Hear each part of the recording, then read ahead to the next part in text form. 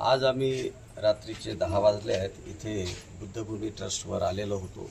भंतेजींसोबत सखोल अशी चर्चा झाली आणि चर्चेअंती आम्हाला असं कळलं की इथले महानगरपालिका, इथलं लोकल प्रशासन, कॉन्ट्रॅक्टर्स ज्यांनी इथला कॉन्ट्रॅक्ट घेतलेला आहे, या सगळ्या लोकांनी इल्लिगली जे भंतेजींचं पोझिशन मागील 22 वर्षापासून आहे त्यांना डावलून त्यांचे कोणतीही गोष्ट न ऐकता इथे वृक्षाची कत्तल केली.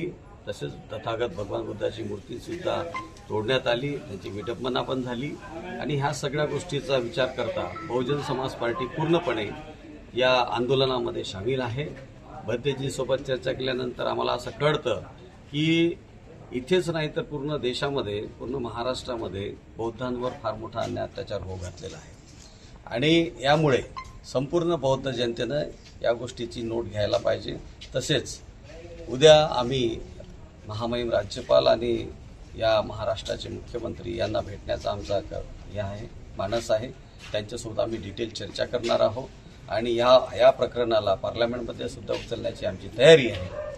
आणि ज्या स्थितीपर्यंत किंवा ज्या लिमिटपर्यंत जायची गरज पडेल त्या लिमिटपर्यंत बहुजन समाज पार्टी जाईल आणि जन आंदोलनामध्ये सुद्धा सहभागी असेल.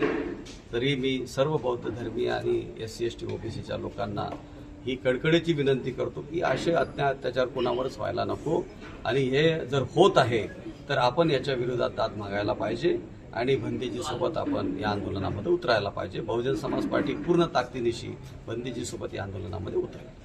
बहुजन समाज पार्टीचा विजय असो. बहुजन समाज पार्टीचा विजय असो. बहुजन समाज पार्टीचा विजय असो.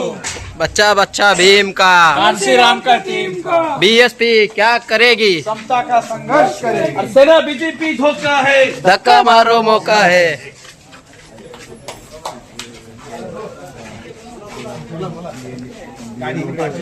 तो नाईक साहेब